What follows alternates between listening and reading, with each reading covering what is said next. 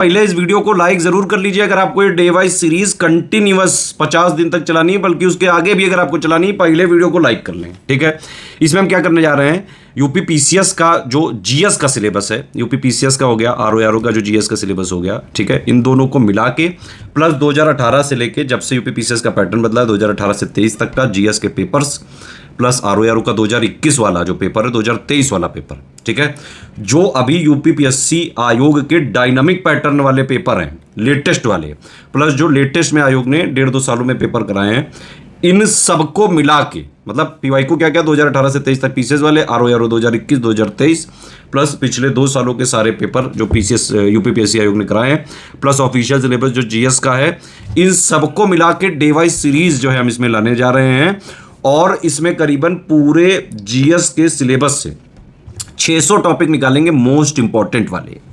Daily आपको जो है 12 टॉपिक मिलेंगे, प्लस उससे रिलेटेड पीवाईक्यू भी दिखाए जाएंगे कि उस टॉपिक की जो है अंडरस्टैंडिंग करके बहुत क्रिएटिव मेथड से जो है आपको डे वाइज सीरीज में जो है दिखेगा सारी चीज़ें।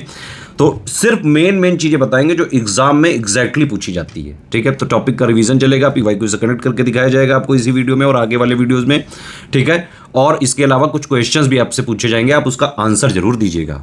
अच्छा, मिसलेनियस का पापा वीडियो अलग से मिलेगा तो वो इसमें इंक्लूडेड नहीं है। करंट अफेयर का हम रिवीजन और पापा अलग से देते हैं, वो इसमें इंक्लूडेड नहीं है। बजट इकोनॉमिक सर्वे पापा वो भी इसमें इंक्लूड नहीं है। लेकिन बाकी जीएस का कंप्लीट जो स्टैटिक वाला है, बिल्कुल नया सिलेबस, डायनामिक जो पैटर्न चल रहा है उसके हिसाब से, और जितना पीवाईक्यू अभी भी रिलेवेंट है उन सबको मिला के मोस्ट इंपॉर्टेंट 600 टॉपिक्स हैं इसमें। वीडियो देखने से पहले एक इंपॉर्टेंट इंफॉर्मेशन है आप सभी लोगों के लिए, अभी भी जितना टाइम बचा है यूपी पीसीएस 2024 प्री के लिए, आरओ 2023 का री एग्जाम प्री के लिए जो है जितना टाइम बचा है, इसमें स्टडी फॉर सिविल सर्विसेज का सिलेक्शन मटेरियल, पेड ग्रुप के जो है exclusive recorded videos, paid quiz, test series, इन सबको लेके जो है पढ़ाई प्रैक्टिस रिवीजन करके आराम से कट ऑफ निकल सकता है, चाहे जैसा पेपर आ जाए, easy moderate tough analytical conceptual. RO 2023 का री एग्जाम का प्री प्लस मेंस, यूपीपीसीएस 2024 का प्री प्लस मेंस, 2025 यूपीपीसीएस का भी प्री प्लस मेंस का ग्रुप हमारा चल रहा है, यूकेपीएससी मेंस का भी ग्रुप चल रहा है, आप उसमें एडमिशन ले सकते हैं, बीओ का भी ग्रुप चल रहा है, उसमें एडमिशन लेके सिर्फ और सिर्फ सिलेक्शन वाली तैयारी कर सकते हैं। बाकी एक और जो है कई सारे स्टूडेंट की डिमांड थी कि कोई ऐसा कोर्स लाया जाए जो काफी कम प्राइस में हो। रिकॉर्डेड जो वीडियोस का एक हमने सिर्फ बैच लॉन्च किया है आरओ के लिए, कंप्लीट प्री का 200 नंबर का, जीएस प्लस हिंदी का प्लस करंट अफेयर, सिर्फ 800 में मिल जाएगा आपको। पीसीएस वाला जो है वो हमने लॉन्च किया है completely recorded video, GS plus CSAT plus current affair, सिर्फ और सिर्फ 1600 रुपए में ऐप में मिलेगा। चलिए अब डे वाइज सीरीज जो है देखिए, और इसके आंसर भी जरूर दीजिएगा, जो भी क्वेश्चन पूछे जा रहे हैं डेली आंसर देना है। डे वाइज रिवीजन सीरीज की क्लास नंबर 12 में आप सारे व्यूअर्स का बहुत बहुत स्वागत है। एक बार फिर से हमेशा की तरह एक बार फिर से आप सभी से विनम्र निवेदन है, कृपया अपनी अटेंडेंस जरूर मार्क करिएगा। कमेंट सेक्शन में उपस्थित हैं प्रेजेंट सर, प्रेजेंट एसटीएस, ये लिख सकते हैं आप, जरूर यहाँ पर कमेंट करिएगा। एटलीस्ट हमको पता चलना चाहिए कितने लोग इसमें इंटरेस्टेड हैं और इस सीरीज को आगे तक जारी रखना चाहते हैं 50 दिवस तक। क्लास नंबर 10 में जो हमने सवाल पूछे थे उसका आंसर यहाँ पर कमेंट सेक्शन में आया है। कमेंट सेक्शन से ही अब आगे से हम आपको उत्तर बताएंगे। व्रीही राइस, मुद्ग, ये मूंग बीन और यावा मिलेट, और इक्ष जो है शुगर केन के लिए यूज होता था उत्तर वैदिक काल में। इन्वर्टेड पिरामिड फॉर बायोमास, ये मरीन इकोसिस्टम में देखा जाता था। Constitution is like a machine, और ये जो कथन था ये किसने कहा था, डॉक्टर राजेंद्र प्रसाद ने। डिटेल क्वेश्चन के लिए क्लास नंबर 10 जरूर देखिएगा आप लोग, शुरुआती हिस्से में ही क्वेश्चन डिस्कस किए गए उसमें। तो आइए आज के टॉपिक देख लेते हैं क्या क्या टॉपिक हैं। पोस्ट मॉडर्न पीरियड, सतवाहन वंश को हमको कवर करना है, और ज्योग्राफी में ड्रेनेज सिस्टम में कवर करना है, हिमालयन रिवर्स से आगे हमको बढ़ना है, पार्ट 3 ये है। इसमें पेनिनसुलर रिवर्स को भी टच करेंगे बेसिक, और पेनिनसुलर रिवर्स को कंप्लीट करते हुए पूरे ड्रेनेज सिस्टम को नेक्स्ट क्लास तक हम लोग फिनिश कर लेंगे। पॉलिटी यानी राज व्यवस्था की अगर बात करें तो प्रेसिडेंट ऑफ इंडिया यहाँ पर कंप्लीट करेंगे, कंप्लीट नहीं कुछ चीजें रह जाएंगी, लेकिन most of the important facts जिससे एग्जाम में क्वेश्चन आ सकते हैं वो कवर कर लेंगे। एनवायरमेंट या पर्यावरण की बात करें तो कितने प्रकार के कार्बन होते हैं इसको हम लोग कवर कर लेंगे। अगर टाइम यहाँ पर बचता है तो निश और हैबिटेट में जो अंतर होता है उसको भी हम लोग कवर कर लेंगे। सतवाहन डायनेस्टी के बारे में हम लोग बात कर लेंगे। नॉर्थ और नॉर्थ वेस्टर्न पार्ट में हमने डिस्कस किया था मौर्यों के खत्म होने के बाद 187 बीसी के बाद कौन कौन सी सत्ता आई थी, जैसे पार्थियन शासक आए थे, ठीक है, और सीथियन शासक या फिर शका शासक आए थे नॉर्थ वेस्टर्न पार्ट में, ठीक है। नॉर्दर्न रीजन में, मगध वाले रीजन में किसने रूल किया था, इमीडिएटली शुंग लोगों ने रूल किया था, फिर कण्व शासकों ने रूल किया था। लेकिन अगर हम डेक्कन रीजन के बारे में बात करें, यानी कि साउथ का जो हिस्सा था, नर्मदा नदी से जो दक्षिण का हिस्सा था, महाराष्ट्र वाला रीजन, आंध्रा वाला रीजन, तेलंगाना वाला जो रीजन था, उसमें किसने रूल किया था अगर हम देखें तो वहां पर मौर्यों के डायरेक्टली बाद किसने रूल किया था, सतवाहन शासकों ने। सतवाहन शासकों के बारे में बात करें तो इनका जो रूल का जो मेजर एरिया रहा है वो महाराष्ट्र रहा है, वो कर्नाटक का कुछ हिस्सा रहा है, आंध्र प्रदेश का और तेलंगाना का कुछ हिस्सा रहा है।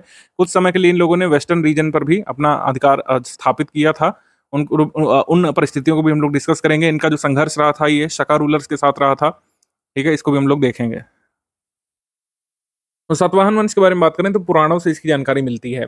पुराणों पर आधारित कुछ व्याख्याओं के अनुसार इनको आंध्र जाति कहा गया है। जैसे पुराणों में सातवाहन कहीं भी मेंशन नहीं है, इनको आंध्र कहा गया है, ठीक है। और आंध्र वाले हिस्से में रूल भी करते थे। दक्षिणापथ का जो हिस्सा आता था, दक्षिणी क्षेत्रों में इन्होंने अपना दक्कनी साम्राज्य स्थापित किया था। तो डेक्कन में मौर्यन एम्पायर को इन्होंने सक्सीड किया था। अपनी सत्ता की चरम अवधि में, यानी कि जब इनका जो शासनकाल अपने जेनिथ पे पहुंचा था, तो उन्होंने पश्चिमी और मध्य भारत के सुदूर क्षेत्रों पर भी कब्जा किया था। भारत के सुदूर क्षेत्रों पर और पश्चिमी क्षेत्रों पर भी इन्होंने कब्जा किया था, जब शका रूलर्स को इन लोगों ने हराया था। शका रूलर्स इंडो ग्रीक्स और उस समय के जो पहलव शासक थे उनको हरा करके एक समय पर सातवाहन वंश के कुछ शासकों ने अपना पश्चिम में भी आधिपत्य जमाया था। उत्तर मौर्य काल में सातवाहन दक्कन क्षेत्र के एक महत्वपूर्ण राजवंश के रूप में उभरे थे और सातवाहनों के बारे में हमें अधिकांश जानकारी इनके नासिक इंस्क्रिप्शन और नाने घाट इंस्क्रिप्शन से मिलती है। और इनकी मुद्रा से हमको जो है पता चलता है इनके बारे में। जैसे मौर्य काल में क्या है कि मुद्रा से ज्यादा साक्ष्य नहीं मिलते हैं, लेकिन इसमें मुद्रा शास्त्रीय साक्ष्य यानी कि न्यूमिस्मेटिक्स एविडेंस ज्यादा मिलते हैं। राजनैतिक इतिहास यहाँ पर सबसे पहले देख लेते हैं, जो सबसे थोड़ा सा बोरिंग पोर्शन भी होता है लेकिन जरूरी हो सकता है। सातवाहन शासक मौर्य साम्राज्य के पतन के बाद अस्तित्व में आए थे। दूसरी शताब्दी ईसा पूर्व के पहले भाग में समाप्त हो गया था। दूसरी शताब्दी के ईसा पूर्व के पहले भाग में यानी कि करीब 187 बीसी में मौर्य साम्राज्य जो है फिनिश हुआ। आंध्र प्रदेश और दक्कन के क्षेत्र पर मौर्यों का आधिपत्य था। इनके पतन के बाद इनकी सत्ता किसके हाथ में आ गई? जो ये डेक्कन और आंध्र प्रदेश का जो रीजन था, सातवाहन शासकों के पास, और ओडिशा के चेदी वंश के शासकों के पास ये सत्ता आ गई। पौराणिक स्रोतों की बात करें तो प्रथम सातवाहन शासक या सातवाहन वंश का संस्थापक कौन था? सिमुक था। 230 बीसी में इसने शासन किया था, ये हम लोग कह सकते हैं। तो 230 बीसी में किसी भी साम्राज्य के बारे में हम स्टडी करते हैं, चाहे एंशिएंट में हो, मेडिवल में भी, काफी हद तक हमें ये पता होना चाहिए कि उसके जो समकालीन कंटेम्प्रेरी पावर्स थी, उसके जो नेबरिंग स्टेट थे, उनके उसके साथ रिलेशन कैसे रहे। अगर कन्फ्लिक्ट रहा है तो जाहिर सी बात है किसी शासक के शासनकाल में सीमा बड़ी होगी, किसी शासक के शासनकाल में सीमा छोटी होगी। तो इनके लिए सबसे बड़ा खतरा कौन थे? सातवाहन शासकों के लिए सीस्तान के शक शासक इनके लिए खतरा साबित हुए थे। और इसी तरह सातवाहनों के क्षेत्रों को शक शासकों ने 40 से 80 जो एडी के करीब इनका बहुत बड़ा क्षेत्र जो है छीन लिया था, जो है शक शासकों ने। हालांकि बाद में गौतमीपुत्र सातकर्णी जब 106 एडी में जब शासक बनता है, तो इसने कुछ क्षेत्रों को वापस प्राप्त करने का काम किया था। शक शासकों को हराया था और इंडो ग्रीक्स को भी हराया था, पहलव शासकों को भी इसने हराया था। तो गौतमीपुत्र सातकर्णी के बारे में लिखा जाता है कि इसने शक, पहलव, यवनों को विध्वंस किया था, इनको हराया था। गौतमीपुत्र बालश्री के नासिक इंस्क्रिप्शन से हमको पता चलता है कि सातकर्णी का शासन उत्तर में मालवा और सौराष्ट्र से लेकर दक्षिण में कृष्णा और पूर्व में बरार से लेकर पश्चिम में कोंकण तक फैला हुआ था, यानी कि महाराष्ट्र के वेस्टर्न कह सकते हैं एज तक इनका शासनकाल फैल गया था। तो गौतमीपुत्र सातकर्णी सबसे महान शासक साबित हुआ था, जिसने जो सातवाहन सत्ता का विस्तार किया था विभिन्न अलग अलग क्षेत्रों तक, मालवा, सौराष्ट्र रीजन, ठीक है, दक्षिण में कृष्णा नदी तक और पूर्व में बरार से लेकर पश्चिम में कोंकण तक। इसके अलावा गौतमीपुत्र ने अपने बेटे वशिष्ठ पुत्र पुलमावी को गद्दी सौंपी थी। इसने शासन किया 130 से लेकर 159 एडी तक। अब ध्यान रखिएगा, हम लोग यहाँ पर एडी में आ चुके हैं, 130 से लेकर 159 एडी की हम लोग बात कर रहे हैं। तो अब वशिष्ठ पुत्र पुलमावी के बाद अगला शासक है यज्ञश्री सातकर्णी, जो अंतिम महत्वपूर्ण सातवाहन शासक था। इसके बाद शासक कमजोर पड़ते गए और साम्राज्य धीरे धीरे घटता गया। अनुमान लगाया जा सकता है कि सातवाहन शासक जो पूरा इनके यहाँ पर डिसेंट्रलाइज्ड एडमिनिस्ट्रेशन था, यानी सामंतों के माध्यम से रूल करते थे, पूरा एक डिसेंट्रलाइज्ड एम्पायर होता था। एडमिनिस्ट्रेटिव स्ट्रक्चर अभी हम समझाएंगे तो आपको समझ में आएगा। तो जितने भी इनके सामंत हुआ करते थे, उन्होंने जो है अपने अलग अलग किंगडम्स को इंडिपेंडेंट कर लिया और इन्होंने जो सेंट्रल पावर थी उसको स्ट्रांग नहीं रख सके, और इस तरीके से सातवाहन वंश डिसइंटीग्रेट हो गया, बाद में खत्म हो गया। छोटे छोटे नए राजवंश इनकी क्षेत्रों पर आ गए थे। सातवाहन साम्राज्य तीसरी शताब्दी के मध्य तक समाप्त हो गया था, यानी 3rd सेंचुरी एडी तक ये साम्राज्य पूरी तरीके से समाप्त हो चुका था। सातवाहन शासकों का जो टेरिटरी थी, इसको कह सकते हैं रिप्लेस किसने किया? कोई भी टेरिटरी खाली नहीं रहती है, एक शासन जाएगा दूसरा शासक आता है, ठीक है। तो सातवाहनों की टेरिटरीज पर महाराष्ट्र में आभीर वंश का उदय हुआ था, मैसूर में कदम्ब वंश का, डेक्कन में वाकाटक वंश का और आंध्र प्रदेश में बृहदपाल्यन वंशों का उदय हुआ था। और नॉर्थ में तो गुप्त शासक आ गए थे, जिनके बारे में हमको आगे स्टडी करना है। बाद में विष्णुकुंदिन और चालुक्य राजवंश ने उन क्षेत्रों पर शासन किया था जो पहले सातवाहन शासकों के कब्जे में थे, जैसे कर्नाटक वाला रीजन। अब हम प्रशासन के बारे में बात कर लेते हैं। जैसे हमने बताया कि इनका पूरा प्रशासन जो था ये डिसेंट्रलाइज था। मॉडर्न एडमिनिस्ट्रेशन ज़्यादातर सेंट्रलाइज सिस्टम कहा जाता है, लेकिन सातवाहन एडमिनिस्ट्रेशन डिसेंट्रलाइज था, क्योंकि स्थानीय प्रशासन को बड़े पैमाने पर सामंतों के हाथ में विकेंद्रीकृत किया गया था। यानी कि जब पावर का डिवीजन करते चले जाते हैं तो उसको डिसेंट्रलाइज्ड एम्पायर बोलते हैं। और जब डिसेंट्रलाइजेशन होता है तो मेन सत्ता जो है शासक के पास होती है, सातवाहन शासक के पास, लेकिन इसने जो एडमिनिस्ट्रेटिव यूनिट बनाए थे अलग अलग लेवल्स पर, उनके इंटरनल मैटर्स में दखल नहीं देते थे। तो कई सारे जो स्ट्रक्चर्स बने थे, इसको हम लोग देख लेते हैं सातवाहन वंश में। जैसे सामंतों की 3 श्रेणियाँ होती थी। एक राजा कहलाता था, जो अपने नाम से सिक्के चला सकता था। सातवाहन क्षेत्रों में जो बड़ा सामंत होता था, ठीक है, उसको हम लोग राजा कहते थे। दूसरी तरीके का जो कह सकते हैं सामंत होता था, राजा से निचले स्तर का सामंत, उसको महाभोज या फिर महारथी कहा जाता था। ये युद्ध में कुशल होते थे और प्रशासनिक व्यवस्था में इनका दबदबा होता था। और फिर तीसरा होता था महासेनापति। तो वही ऊपर यहाँ पे बताया गया है कि जब शासक वीक पड़ जाते हैं तो यही महाभोज, सेना महासेनापति और ये राजा अपने को स्वतंत्र घोषित कर लेते हैं, स्वतंत्र सत्ता घोषित कर लेते हैं और सातवाहन शासकों की बात मानना बंद कर देते हैं। तो इस तरीके से सातवाहन साम्राज्य खत्म हो जाता है और ये छोटे छोटे नए साम्राज्यों का उदय होता है। इसके अलावा राज्य को आहारों यानी कि डिस्ट्रिक्ट्स में बेसिकली बांटा गया था, छोटे डिस्ट्रिक्ट्स में, जिसका प्रशासन अमात्य के हाथों में होता था। और ग्राम इन प्रशासनिक प्रभागों के अंतर्गत आती थी, यानी कि एक आहार में कई सारे ग्राम यानी गांव आते थे। इनका नेतृत्व ग्रामिक नामक अधिकारी करता था। और व्यापार भी सातवाहन अर्थव्यवस्था का महत्वपूर्ण घटक था। ट्रेड बहुत इंपॉर्टेंट एस्पेक्ट था इसका। सोपारा और भरूच आयात व्यापार चौकियां थी। सोपारा और भरूच एक इंपॉर्टेंट पोर्ट्स थे यहाँ पर। सोपारा और भरूच ये वेस्ट कोस्ट ऑफ इंडिया के पोर्ट्स हैं, ये ध्यान रखिएगा एंशिएंट पीरियड में, क्योंकि इस तरीके से पूछ लेते हैं कि कौन सा वेस्ट कोस्ट में पोर्ट था, कौन सा ईस्टर्न कोस्ट में। जैसे ये वेस्ट कोस्ट के हैं सोपारा भरूच, और मुजरीस केरल में जो है। अगर ईस्टर्न कोस्ट के बंदरगाह की अगर हम बात करें तो वो कौन सा था, ताम्रलिप्ति। ताम्रलिप्ति ईस्ट में था, वेस्ट बंगाल में। तो इस तरीके से एग्जाम में पूछ लेते हैं कई बार। आयात में क्या होता था, इंपोर्ट होता जाता था शराब का, कपड़े का, कांच का, मरहम का, मीठा, तिपत्तिया घास जैसी विलासिता की वस्तुएं इंपोर्ट की जाती थी। और यहाँ से जाता क्या था, सामान्य कपड़ा, कॉर्नेलियन, मलमल, मैलो कपड़ा, ये सब निर्यात किया जाता था। विशिष्ट व्यापारियों के प्रत्येक समूह को गिल्ड यानी श्रेणी के रूप में संगठित किया गया था। तो जैसे श्रेणियां जो होती थी, व्यापारिक समूह और कारीगरों के समूह जो होता था, मॉडर्न पीरियड में, सातवाहन पीरियड में भी प्रचलित था। और प्रत्येक गिल्ड का प्रमुख सेठी कहलाता था। और जो गिल्ड का जो इस्टेब्लिश्ड ऑफिस होता था, जो ऑर्गेनाइजेशन होता था, उसको क्या बोलते थे, उसको बोलते थे निगम। निगम, अगर आपसे पूछे सातवाहन पीरियड में निगम का क्या अर्थ होता है, तो म्युनिसिपल कॉर्पोरेशन नहीं लगा दीजिएगा। उसका मतलब होता है ऑफिस ऑफ या एग्जीक्यूटिव ऑफिस ऑफ श्रेणीज या गिल्ड। अर्थव्यवस्था के बारे में बात करें तो सातवाहनों ने कृषि का गहनीकरण किया था। इंटेंसिफिकेशन ऑफ एग्रीकल्चर यहाँ पर देखने को मिलता है, क्योंकि यहाँ डेक्कन रीजन में जो रिवर्स वगैरह थी और जो ब्लैक कॉटन सॉइल का इनको मिलता होगा एडवांटेज, तो कृषि का काफ़ी विस्तार इन लोगों ने किया था अपने क्षेत्र में। और अन्य वस्तुओं के उत्पादन में वृद्धि, भारतीय उपमहाद्वीप के भीतर और बाह्य व्यापार के माध्यम से आर्थिक विस्तार में भाग लिया गया था और इससे लाभान्वित भी हुए थे सातवाहन शासक। तो कई मतलब व्यापार इन लोगों ने अच्छा खासा किया था। सातवाहन काल के दौरान उपजाऊ क्षेत्रों में खासकर प्रमुख नदियों के किनारे, जैसे कृष्णा किनारे, कई सारे सेटलमेंट्स उभरे थे हमेशा की तरह। जैसे इतिहास में हमेशा देखा गया है, जहाँ जहाँ पर फर्टाइल लैंड होती है और नदी का मुहाना होता है, वहाँ पर अच्छी खासी कृषि होती है और सेटलमेंट्स भी कई सारी देखने को मिलती है। मगध से ही आप इसको ट्रेस कर सकते हैं कि ऐसा होता रहा है कि जहाँ जहाँ पर फर्टाइल लैंड और नदी का एक्सेस होता है और एग्रीकल्चर अच्छा होता है, वहीं पर साम्राज्य, राजधानियाँ और प्रमुख नगर बसते हैं। वनों की कटाई की गई थी और सिंचाई, जलाशयों के निर्माण से कृषि उपयोग हेतु जो भूमि की मात्रा में वृद्धि हुई थी और इस तरीके से साम्राज्य में वृद्धि हुई थी और सेटलमेंट्स में भी वृद्धि हुई थी। वनों को काट करके और सिंचाई, जलाशयों का निर्माण करके कृषि उपयोग हेतु भूमि में वृद्धि की गई थी और इस तरीके से कृषि कार्य को बढ़ाया गया। सातवाहनों ने भारतीय समुद्र को नियंत्रित किया था, भारतीय समुद्र तट को, और रोमन साम्राज्य के बढ़ते भारतीय व्यापार पर अपना वर्चस्व स्थापित किया था। अभी हमने आपको दक्षिणी राजवंश नहीं पढ़ाए हैं, जैसे चेर, चोल, पांड्या। तो आपको बता दी जाए कि संगम काल से ही जो चेर राजवंश है वो रोमन से व्यापार करते रहे हैं, रोमन ट्रेड में संलिप्त रहे हैं। संगम एज से ही, यानी कि करीब 6th सेंचुरी BC से ही रोमन ट्रेड होता रहा है, चेर वंश के शासक करते रहे हैं। तो जो सातवाहन शासक सत्ता में आए थे तो उन लोगों ने क्या किया कि रोमन ट्रेड जो होता था उस पर अपना आधिपत्य स्थापित करने का प्रयास किया था। परिप्लस ऑफ द रेथरेंसी जो लिखी गई थी, इसमें महत्वपूर्ण सातवाहन व्यापारिक केंद्रों का उल्लेख है। एक है प्रतिष्ठान और दूसरा है तागर। प्रतिष्ठान जो है ये कैपिटल हुआ करती थी, यानी कि राजधानी हुआ करती थी सातवाहन शासकों की, प्रतिष्ठान। अन्य महत्वपूर्ण नगरीय केंद्रों में कुंडापुर था, बनवासी था और माधवपुर था। ये सब डेक्कन रीजन के प्लेसेस हैं। संस्कृति, धर्म के बारे में बात करते हैं तो भारतीय संस्कृति के लिए महत्वपूर्ण योगदान यहाँ पे दिया गया था। कैसे?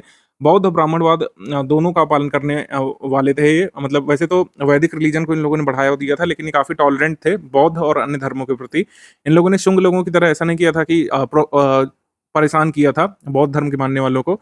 इन लोगों ने दोनों को ये भूमिदान दिए थे। बौद्ध धर्म और ब्राह्मणिक रिलीजन दोनों का पालन करने वाले संतों को इन्होंने भूमिदान दिए थे और ऐसा करने वाले पहले भारतीय शासक थे जिन लोगों ने मतलब कह सकते हैं संतों को भूदान दिया हो। इतिहासकारों के अनुसार सातवाहन शासक जो शुरू में थे वो निम्न वर्ण के थे, यानी कि ब्राह्मण नहीं थे। लेकिन जैसे-जैसे दक्कन पर इन्होंने अपनी स्थिति मजबूत की, उन्होंने अपना वर्ण जो है ब्राह्मण के रूप में गुदवाया अपने अभिलेखों में कि स्वयं को ब्राह्मण मूल का बताया था। किसने? सातवाहन शासकों ने। नासिक के एक शिलालेख में गौतमीपुत्र सातकर्णी ने खुद को क्षत्रिय दर्प मर्दन कहा है, यानी कि क्षत्रियों के अभिमान का नाश करने वाला शासक खुद को बताया है और खुद को ब्राह्मण बताया है। ऐसा कहा जाता है कि प्रसिद्ध सातवाहन शासक हाल ने सप्तसती नामक ग्रंथ की रचना की थी, जिसकी शुरुआत में शिव की आराधना होती है। गौरी के लिए बनाए जा रहे मंदिरों का भी उल्लेख है इन सोर्सेस में। कुल मिलाकर शिलालेखों के साथ साथ पुराणों से साक्ष्य स्पष्ट रूप से यह सुनिश्चित कर सकते हैं कि सातवाहनों ने दक्कन में वैदिक ब्राह्मणवाद को पुनर्जीवित करने के लिए प्रयास किया था। तो वैदिक रिलीजन को ज्यादा इन लोगों ने प्रमोट किया था। बौद्ध लोगों को प्रमोट तो नहीं किया, लेकिन उनके प्रति घृणा भी नहीं रखी, उनको परेशान भी नहीं किया। तो सातवाहन शासक कौन सा धर्म मानते थे? वैदिक ब्राह्मणिज्म को फॉलो करते थे, बौद्ध धर्म को नहीं फॉलो करते थे। अब ज्ञानेश्वर ने सातवाहन काल के दौरान ही याज्ञवल्क्य स्मृति पर एक टिप्पणी या टीका लिखी थी, यानी कमेंट्री। टिप्पणी या टीका कहते हैं या कमेंट्री कहते हैं, ठीक है। तो विज्ञानेश्वर ने सातवाहन काल में याज्ञवल्क्य स्मृति पर एक टीका लिखी थी। इसके अलावा सातवाहन द्वारा शुरू से ही मेट्रोनिमिक्स की प्रथा यहाँ पर देखने को मिलती है, यानी कि सम्राट अपने नाम के साथ माता का नाम जोड़ते हैं। आपको स्पष्ट है कि गौतमी पुत्र यानी गौतमी माता का नाम है, वशिष्ठी पुत्र यानी वशिष्ठ पुत्र पुलमावी यानी कि वशिष्ठी नामक माता का पुत्र है। तो ऐसा ही लोग करते थे, लेकिन ये आप अंदाजा नहीं लगा सकते कि मात्र सत्तात्मक नहीं था, यानी कि जो है पुत्री के पुत्र शासन नहीं करते थे, पुत्र के पुत्र ही शासन करते थे। हालांकि ये एक कल्चरल एस्पेक्ट था इनका कि पिता का नाम नहीं लगाते थे नाम के आगे, माता का नाम यूज करते थे सातवाहन शासक।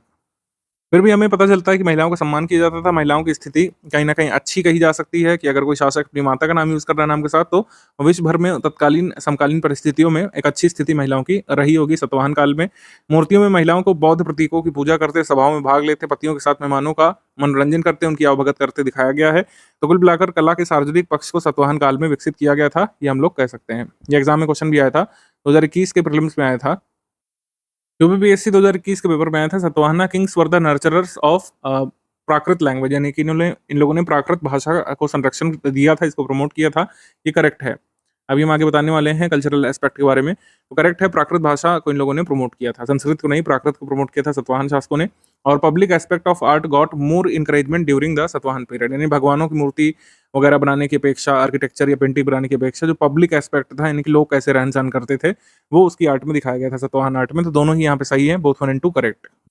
तो पब्लिक एस्पेक्ट कैसे पता चलता है कि मतलब महिलाओं को पतियों के साथ मेहमानों को भोजन कराते, अवभगत करते दिखाया गया है, बौद्ध प्रतीकों की पूजा करते दिखाया गया है, सभाओं में भाग लेते दिखाया गया है, और सार्वजनिक पक्ष का यहाँ पे कुल मिलाकर कह सकते हैं विकास हुआ था कला के सार्वजनिक पक्ष का। महिलाओं ने भिक्षुओं को भूमि अनुदान भी दिया था। इसका मतलब है कि उनके पास काफी अधिकार थे, क्योंकि भूदान वगैरह देने के लिए आपके पास भू संपत्ति होनी चाहिए खुद अपने नाम, तो ये महिलाओं के पास होती थी सातवाहन पीरियड में। भाषा के बारे में बात करें तो इनके सिक्कों पर जो भाषा प्रयोग की गई है वो मध्य इंडो आर्यन भाषा का प्रयोग किया गया है और प्राकृत भाषा उसे कहा गया है। इस भाषा को प्राकृत भाषा कहा गया है, ठीक है। थोड़े से कन्फ्लिक्ट हैं कि ये प्राकृत है या फिर और कोई भाषा है, लेकिन प्राकृत भाषा मोस्ट एक्सेप्टेड इसको कहा जा सकता है। सातवाहनों ने राजनीतिक शिलालेखों में संस्कृत का इस्तेमाल किया था, लेकिन बहुत कम। तो संस्कृत इंस्क्रिप्शन भी मिलते हैं, लेकिन बहुत कम। सातवाहनों ने एक तरफ मध्य इंडो आर्यन लैंग्वेज और दूसरी तरफ तमिल भाषा वाले द्विभाषी सिक्के भी जारी किए थे। इंडो आर्यन भाषा मतलब प्राकृत वाली भाषा, और दूसरी तरफ तमिल भाषा के सिक्के भी इन लोगों ने जारी किए थे।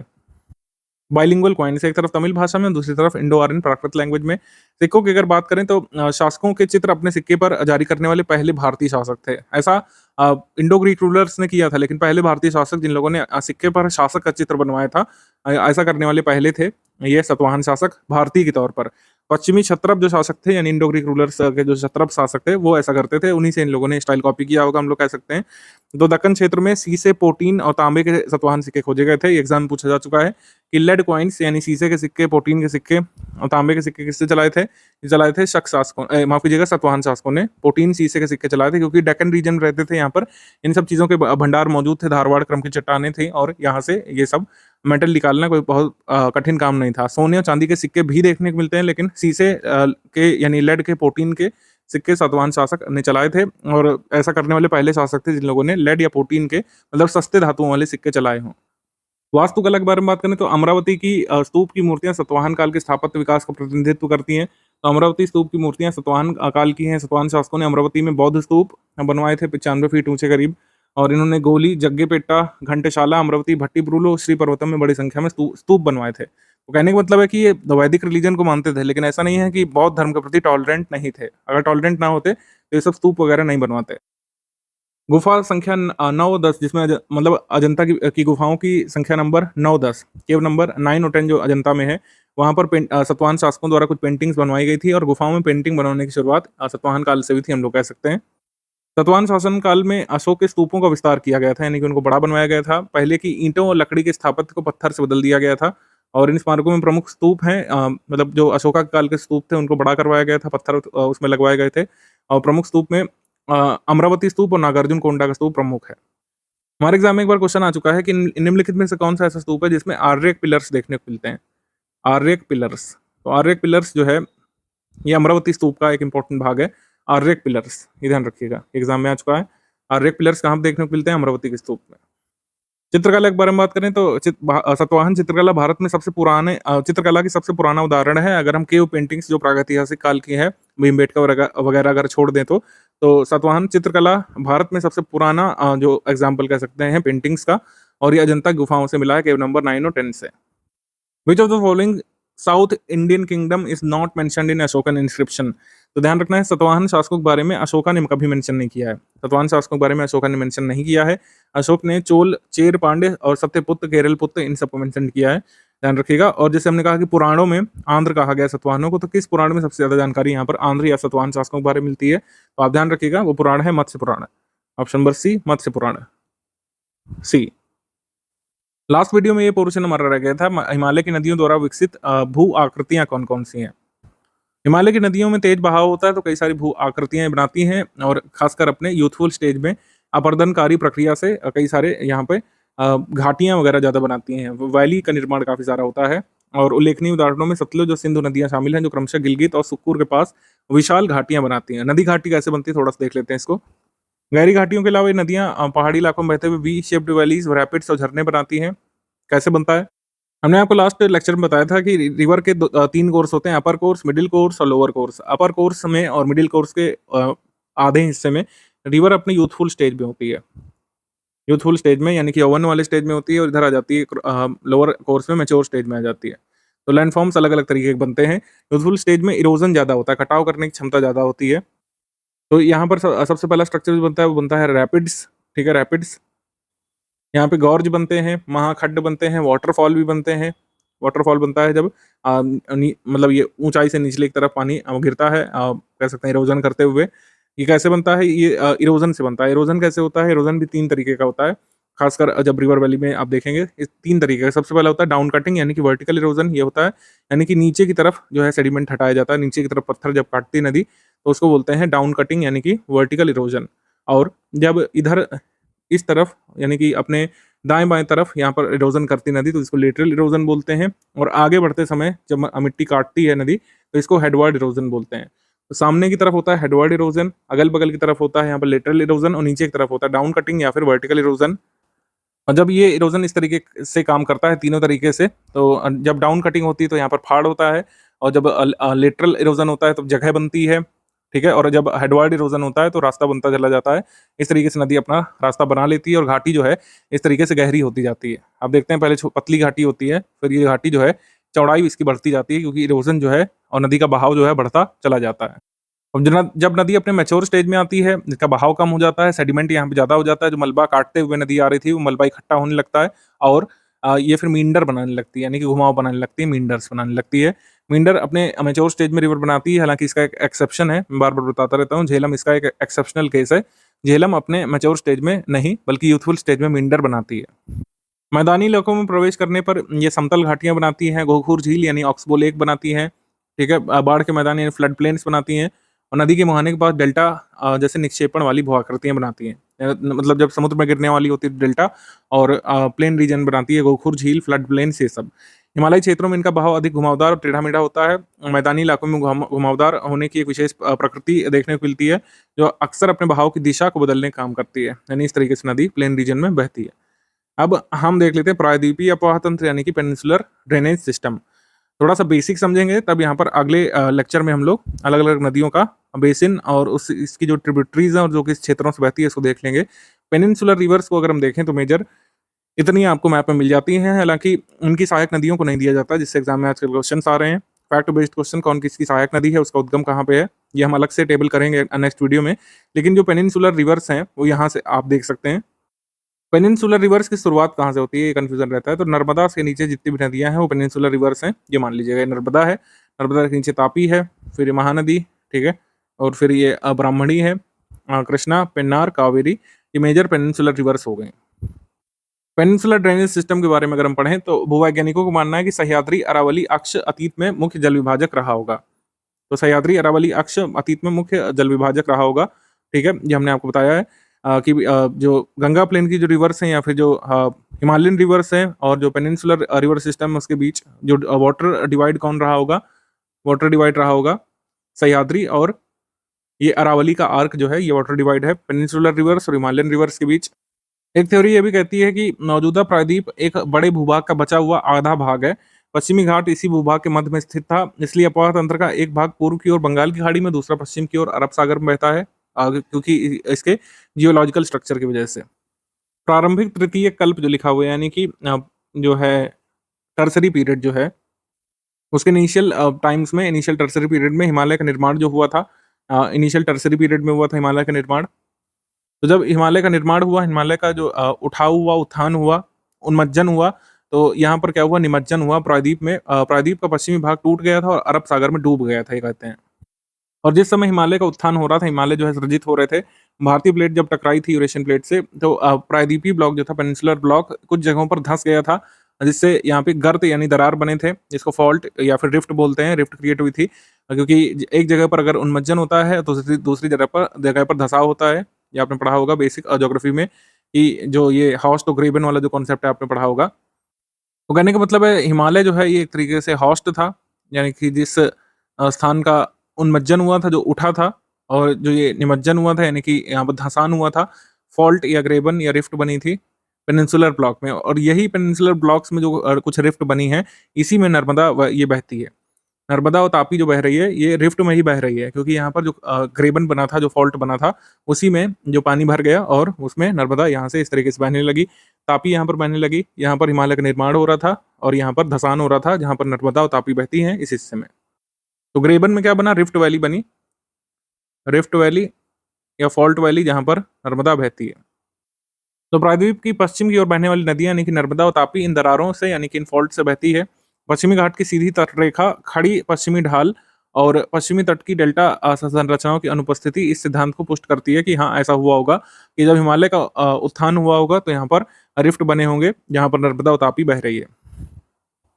ऐसा माना जाता है कि पश्चिम की ओर बहने वाली जो प्रायद्वीपीय नदियां यानी कि पेनिनसुलर रिवर्स हैं, इन नदियों का निर्माण ये नदियों द्वारा निर्मित घाटियों में नहीं बहती हैं। जैसे हिमालयन रिवर्स हैं अपनी नदी घाटी में बहती हैं, ये अपनी खुद की बनाई घाटियों में यानी कि इरोजनल जो लैंडफॉर्म में नहीं बहती हैं। जैसे हमने अभी थोड़ी देर पहले डिस्कस किया था कि नदी अपने इरोजनल एक्टिविटी से जो कटाव करती है, headword erosion, lateral erosion, downward cutting करती है, ऐसी कटिंग हमको या ऐसा इरोजन पेनिनसुलर रिवर्स में मिसिंग देखने को मिलता है। तो विंध्या रेंज के जो पैरेलल में ये दो नदी घाटी हैं, यहाँ पर विंध्या है, जिसके पैरेलल जो दो घाटियां हैं, तापी, नर्मदा इसमें बहती है। माना जाता है कि ये भ्रंश हिमालय के उत्थान के समय प्रायद्वीप के उत्तरी भाग के मुड़ने के कारण विकसित हुए थे। भ्रंश के दक्षिण भाग में प्रायद्वीपीय खंड हिमालय के उत्थान के दौरान थोड़ा और झुक गया था, जिससे संपूर्ण अपोहा तंत्र बंगाल की खाड़ी की तरफ मुड़ गया था। तो अब ये कहा जा रहा है कि जो ये वाला जो रीजन है, ये वाला यानी कि रिफ्ट के दक्षिणी भाग में ये वाला रीजन जो है ईस्ट की तरफ झुक गया होगा जब हिमालय का निर्माण हो रहा होगा। तो यहाँ पर कुछ रिवर्स यहाँ पर ईस्ट कोस्ट ऑफ इंडिया में, मतलब ये बे ऑफ बंगाल में बहने लगी, जैसे महानदी, ब्राह्मणी वगैरह, ठीक है, कृष्णा वगैरह, पेन्नार वगैरह, कावेरी, ये ईस्टर्न में बहने लगी, क्योंकि यहाँ पर जो मतलब ये पेनिनसुलर ब्लॉक है, ये ईस्ट की तरफ झुक गया था। ब्रह्मपुत्र रिवर सिस्टम हमने लास्ट वीडियो में नहीं डिस्कस किया था, इसको देख लेते हैं, ये भी हिस्सा छूट रहा था। ब्रह्मपुत्र का उद्गम मानसरोवर के पास कैलाश पर्वतमाला में चेमिया युंगडुंग ग्लेशियर से होता है। तिब्बत में इसको जांगपो कहा जाता है, जिसका अर्थ होता है प्योरीफायर। और सांगपो तिब्बत में ब्रह्मपुत्र की प्रमुख दाहिने किनारे की सहायक नदी है। शुरुआत में ये शुष्क और समतल तिब्बती क्षेत्र में ग्रेटर हिमालय के समानांतर बहती रहती है, जहां पर इसे सांगपो के नाम से जाना जाता है, ठीक है, मतलब ग्रेटर हिमालय की जो घाटी में बहती रहती है। जैसे ही नामचा बरवा के पास हिमालय से गुजरती है, एक गतिशील और तीव्र नदी में बदल जाती है और गहरे महाखंडीय बनाने लगती है। तो एकदम से इसका जो पाथ चेंज होता है वो क्यों होता है? यूपीएससी ने एक बार पूछा था 2011 वाले पेपर में अपने, कि एकदम से जो ये पाथ चेंज करती है ब्रह्मपुत्र रिवर, ये क्यों करती है? इसका कारण अभी बताएँगे जस्ट आपको। ब्रह्मपुत्र अरुणाचल प्रदेश के सादिया शहर से पश्चिम के पास भारत में प्रवेश करती है अरुणाचल प्रदेश से। ब्रह्मपुत्र की बाएँ किनारे की सहायक नदियाँ, इनके नाम लोहित, दिबांग, सिकांग, बूढ़ी दिहिंग और धनसारी है, ठीक है? ब्रह्मपुत्र की प्रमुख दाहिने किनारे की सहायक नदियाँ सुबनसिरी, कामेंग, मानस और संकोश रिवर है। तीस्ता बांग्लादेश में ब्रह्मपुत्र के दाहिने किनारे पर मिलती है और यहाँ से नदी को यमुना नाम से जाने जाने लगता है। तो ब्रह्मपुत्र के बारे में पूछा गया था कि ये 2011 यूपीएससी का सवाल है। तिब्बत में उत्पत्ति पाने वाली ब्रह्मपुत्र, इरावदी और मेकोंग नदियां अपने ऊपरी ऊपरी पाटों में संकीर्ण समानांतर पर्वत श्रेणियों से होकर प्रवाहित होती हैं। इन नदियों में ब्रह्मपुत्र भारत में प्रविष्ट होने से ठीक पहले अपने अफवाह में एक यू टर्न लेती है। ये यू टर्न बनता क्यों है? तो यहाँ पे ये चीज़ कही जा रही है कि ये यारलंग सांगपोक नाम से इतना ग्रेटर हिमालय में ये अपनी घाटी में बह रही है, सकरी घाटी में। ये एकदम से यहाँ पर यू टर्न क्यों देती है नदी? यू टर्न ये इसलिए लेती है क्योंकि यहाँ पर हिमालय का सिंटेक्शियल बेंड देखने को मिलता है। सिंटेक्शियल बेंड देखने को मिलता है। क्योंकि जब ये इंडियन प्लेट टकराई थी यूरेशियन प्लेट से, तो ऐसा नहीं था कि एकदम से इस तरीके से टकराई थी कि भाई ये इधर से आ रही है, ये इधर से प्लेट है, ये इधर से प्लेट है, ये ऐसे आके टकरा गई एकदम ऐसे 2 गिलास के तरीके, ऐसा नहीं है। एकदम से ये टकरा करके उथल-पुथल हुई थी और ये जो इंडियन प्लेट का रोटेशन हुआ था। इंडियन प्लेट जो है इस डायरेक्शन में भी गई थी और इस डायरेक्शन में भी गई थी। तो इस तरीके से जब ये रोटेशन हुआ था इंडियन प्लेट का इस डायरेक्शन में, जब इंडियन प्लेट का इस तरीके से रोटेशन हुआ था, तब वहाँ पर सिंटेक्शियल बेंड हुआ था हिमालय का। हिमालय का सिंटेक्शियल बेंड 2 जगह देखने को मिलता है। एक यहाँ पे देखने को मिलता है ईस्टर्न साइड में और यहाँ पर वेस्टर्न साइड में भी देखने को मिलता है। सिंटेक्शियल बेंड 2 जगह है, एक नामचा बरवा के पास अरुणाचल प्रदेश में और एक नंगा पर्वत के पास, ठीक है? तो यहाँ पर 2 जगह सिंटेक्शियल बेंड देखने को मिलता है। और क्यों देखने को मिलता है हमने आपको रीज़न बताया, due to the rotation of Indian subcontinent. Indian subcontinent का रोटेशन हुआ था जब कोलिजन के दौरान, तो ये जो हिमालय है एकदम ऐसे नहीं बने थे, ये मुड़ गए थे इस तरीके से यहाँ पे। तो ज़ाहिर-सी बात है कि मान लीजिए हिमालय के सहारे घाटियों में बह रही है और हिमालय का जब मोड़ आएगा तो ज़ाहिर-सी बात है ब्रह्मपुत्र भी नीचे की तरफ बढ़ेगी और जो है एक तीव्र मोड़ लेगी और उसकी स्पीड भी बढ़ जाएगी फिर। तो ब्रह्मपुत्र अपना यू टर्न क्यों लेती है? ये उसे हिमालय के सिंटेक्शियल बेंड की वजह से एग्जाम में आ चुका है। हम पेनिनसुलर रिवर्स पर वापस लौटते हैं तो प्रायद्वीपीय नदियाँ हिमालय की नदियों से बहुत पुरानी हैं, ये ध्यान रखिएगा क्योंकि हिमालय के फॉर्मेशन से पहले ही ये जो है कह सकते हैं इंडियन प्लेट में बह रही होंगी। ऊपरी प्रायद्वीपीय क्षेत्र से कुछ नदियों को छोड़ करके प्रायद्वीपीय अपवाह तंत्र बेसिकली कॉन्कॉर्डेंट ड्रेनेज सिस्टम होता है। कॉन्कॉर्डेंट ड्रेनेज सिस्टम में कुछ ऐसी रॉकेट साइंस नहीं, बस ये समझिएगा कि इसमें क्या होता है कि लैंडफॉर्म के अनुसार रिवर बहती है, अकॉर्डिंग टू लैंडफॉर्म। जैसी लैंडफॉर्म बनी होगी, जैसा यहाँ पे टोपोग्राफी होगी, उसी हिसाब से रिवर अपना शेप और दिशा जो है लेगी। लैंडफॉर्म के अनुसार जो रिवर बहती है उसको हम लोग बोलते हैं कॉन्कॉर्डेंट। जैसे रिफ्ट बनी हुई है, जो घाटी बनी हुई है, उसी बनी हुई घाटी में नर्मदा और तापी बह रही हैं, अपनी अलग से घाटियाँ इन्होंने नहीं बनाई। जबकि हिमालयन रिवर्स क्या करती हैं, ये तो तरह-तरह की चीज़ें करती हैं, जैसे रिवर कैप्चरिंग करने लगती हैं और अलग-अलग चीज़ रिवर कैप्चर करती हैं, मींडर बनाती हैं, ऑक्सबो लेक बनाती हैं, तो ये सब हिमालयन रिवर के फीचर हैं जो नए तरीके के लैंडफॉर्म क्रिएट करती हैं। जबकि कॉन्कॉर्डेंट ड्रेनेज का मतलब है कि पहले से बने लैंडफॉर्म में रिवर बहने लगे, ठीक? ये नदियाँ नॉन पेरेनियल होती हैं, यानी कि 12 महीना इनमें पानी नहीं रहता है। ज़्यादातर जो वाटर डिस्चार्ज होता है, ये वर्षा ऋतु में होता है। प्रायद्वीपीय नदियाँ यानी पेनिनसुलर रिवर्स परिपक्व अवस्था में पहुँच चुकी हैं। ज़्यादातर रिवर्स अपने मैच्योर स्टेज में ऑलरेडी हैं, ठीक है? और इसमें ऊर्ध्वाधर कटाव नगण्य होता है। यानी जो डाउनवर्ड इरोजन है, वो कम होता है। डाउन कटिंग कम होती है, यानी कि इनकी जो घाटियाँ हैं रिवर वैली जो बनती है पेनिनसुलर रिवर्स की, वो बहुत गहरी नहीं होती। देखिए यहाँ पे लिखा हुआ है उथली घाटियाँ, यानी कि बहुत गहरी घाटियाँ नहीं होती हैं। डीप वैली कहाँ पे देखने को मिलती है? हिमालयन रिवर्स में। प्रायद्वीपीय नदियों में मुख्य जल विभाजक क्या है? पश्चिमी घाट है, ठीक है, सह्याद्री वाला हिस्सा। नदियों में पानी का वेग और धाराओं की भार वहन क्षमता निम्न ढाल के कारण कम है। जो कि हिमालय से उतर रही नदियाँ, तो ज़ाहिर सी बात है फ्लो ज़्यादा होता है, स्लोप ज़्यादा होती है, लेकिन यहाँ पर जेंटल स्लोप देखने को मिलता है, तो यहाँ पे बहाव भी कम देखने को मिलता है, इरोजन भी कम देखने को मिलता है। प्रायद्वीप की अधिकांश प्रमुख नदियाँ जैसे महानदी, गोदावरी, कृष्णा और कावेरी पूर्व की ओर बहती हैं और बंगाल की खाड़ी में गिरती हैं। ये नदियाँ अपने मुहाने पर डेल्टा बनाती हैं, यानी कि जो बंगाल की खाड़ी में रिवर्स बहती हैं वो डेल्टा बनाती हैं, जबकि जो पश्चिमी घाट से निकलने वाली नदियाँ हैं जो अरब सागर में गिरती हैं, एस्चुरीज बनाती हैं। ये हमेशा आपको याद रखना चाहिए। प्रेसिडेंट ऑफ इंडिया के बारे में बात कर लेते हैं। तो प्रेसिडेंट के बारे में बात करेंगे, जरूर इससे क्वेश्चन आने की संभावना रहती है। प्रेसिडेंट वाइस प्रेसिडेंट से क्वेश्चन आते ही हैं हर बार। तो भारत के राष्ट्रपति भारत के संवैधानिक संरचना के तहत देश के सर्वोच्च पदधारी होते हैं, ठीक है? देश का सर्वोच्च पद किसे माना जाता है? प्रेसिडेंट ऑफ इंडिया का। प्राइम मिनिस्टर जो है रियल एग्जीक्यूटिव होता है, लेकिन सबसे बड़ा पद उनका नहीं माना जाता है। सबसे बड़ा पद होता है यहाँ पे नॉमिनल हेड का, यानी कि प्रेसिडेंट का। भारत के राष्ट्रपति पद की परिकल्पना इस प्रकार की गई है: भारत राज्य के मुखिया, ठीक है, भारत का प्रथम नागरिक, संघीय कार्यकारिणी के नाम मात्र या विधि सम्मत प्रमुख। ध्यान रखिएगा यहाँ पर नाम मात्र यानी कि नॉमिनल लिखा हुआ है, तो प्रेसिडेंट के लिए हमेशा नॉमिनल एग्जीक्यूटिव आएगा और पीएम के लिए हमेशा रियल एग्जीक्यूटिव टर्म यूज किया जाता है। तो नाम मात्र एग्जीक्यूटिव हमारे यहाँ पर भारत में प्रेसिडेंट है। भारतीय सशस्त्र बलों के कमांडर इन चीफ ये होते हैं, ये ध्यान रखिएगा। और प्रेसिडेंट का जो इलेक्शन होता है वो इलेक्टोरल कॉलेज के माध्यम से होता है, निर्वाचक मंडल जिसको बोलते हैं। तो निर्वाचक मंडल में कौन कौन शामिल होते हैं, इसी से क्वेश्चन आते हैं। Elected members of both house of parliament, इससे बना जो लोग वोट देते हैं मेंबर्स। अभी इसमें दोनों ही चीजें लिख दी हैं, कौन से मेंबर्स वोट देते हैं प्रेसिडेंट के इलेक्शन में, कौन से नहीं देते हैं। तो elected members of both house of parliament vote देते हैं। Elected members of legislative assemblies of state vote देते हैं। Elected members of legislative assemblies of union territory of Delhi and Puducherry, specifically Delhi और पुडुचेरी के लिए लिखा है, तो ये आप याद रखेंगे। कौन कौन वोट नहीं देते हैं, nominated members of both houses of parliament. अब तो बोथ हाउसेस में कुछ नहीं है, एंग्लो इंडियन पहले होता था लोकसभा में नॉमिनेशन, अब वो हट गया है या डिसकंटिन्यू कर दिया गया। तो नॉमिनेटेड मेंबर्स नहीं वोट देते थे लोकसभा के, दो एंग्लो इंडियन जब तक होते थे नहीं वोट देते थे। और राज्यसभा के जो 12 मेंबर आते हैं अलग अलग फील्ड से नॉमिनेट होकर के, वो वोट नहीं देते हैं। The nominated members of state legislative assemblies ये भी वोट नहीं देते हैं। Both elected and nominated members of state legislative councils ये भी वोट नहीं देते हैं। और nominated members of legislative assemblies of union territories of Delhi and Puducherry ये भी वोट नहीं देते हैं। तो नॉमिनेटेड मेंबर्स को मिला करके कहीं के भी हों वो वोट नहीं देते हैं, ठीक है, इलेक्टोरल कॉलेज में प्रेसिडेंट के, ध्यान रखिएगा। हालांकि जब इम्पीचमेंट होता है तो वोट देते हैं, अभी हम आगे डिस्कस करेंगे।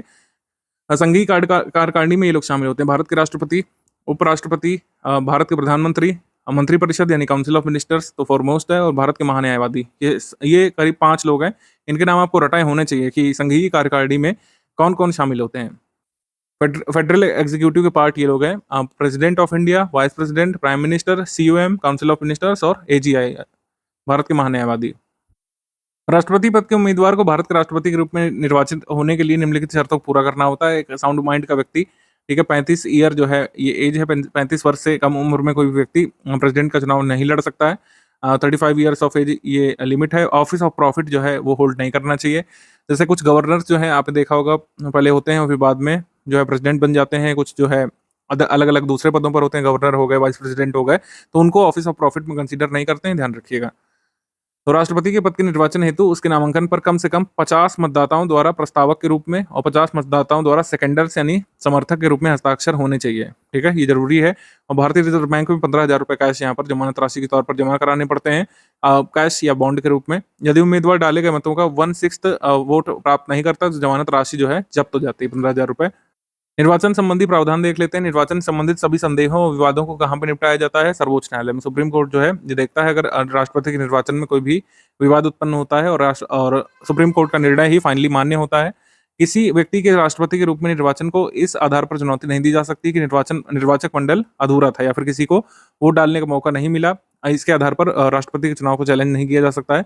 यदि किसी व्यक्ति का राष्ट्रपति के रूप में निर्वाचन को सर्वोच्च न्यायालय द्वारा निरसित घोषित कर दिया जाता है, अभी तक तो ऐसा हुआ नहीं है, ना ही आगे कोई उम्मीद है, तो ऐसी घोषणा की तिथि से पहले उसके द्वारा जितने भी एक्ट वगैरह लागू किए गए हों या फिर जिन एक्ट्स में एसेंट दिया गया हो वो सभी मान्य होते हैं, उनको खत्म नहीं किया जाता या फिर अवॉइड नहीं घोषित किया जाता। मान लीजिए किसी राष्ट्रपति का चुनाव कैंसिल कर दिया गया और कैंसिल होने से पहले उसके टेन्योर में जो भी उसने निर्णय लिए वो सभी लागू रहते हैं आगे तक भी, ध्यान रखिएगा। प्रेसिडेंट ऑफ इंडिया को शपथ कौन दिलाते हैं? भारत के मुख्य न्यायाधीश दिलाते हैं, सीजेआई।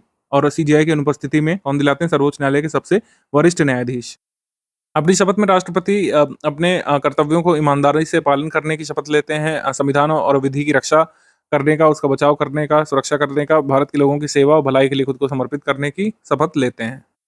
प्रेसिडेंट की सैलरी और इमॉल्वमेंट्स उसके कार्यकाल के दौरान कम नहीं की जा सकते, ध्यान रखिएगा। अगर आपसे कहेंगे कि परिवर्तन किया जा सकता है, किया जा सकता है, यानी कि बढ़ाया तो जा सकता है, बढ़ाया जा सकता है लेकिन कम नहीं किया जा सकता, ये ध्यान रखना है। परिवर्तन हो सकता है लेकिन इंक्रीमेंट हो सकता है, डिक्रीमेंट नहीं हो सकता। अगर आपसे कहें कि परिवर्तन ही नहीं किया जा सकता तो ये गलत है, बढ़ाया जा सकता है। इस तरीके से पॉलिटी में बहुत ही छोटे छोटे शब्दों से खेल जाया करते हैं आपसे एग्जाम में, तो ध्यान रखिएगा। वेतन और भत्ते में परिवर्तन हो सकता है लेकिन बढ़ोतरी के रूप में, घटोतरी के रूप में नहीं। भारत के राष्ट्रपति का वर्तमान वेतन 5 लाख रुपए है, अगर पूछ लें case.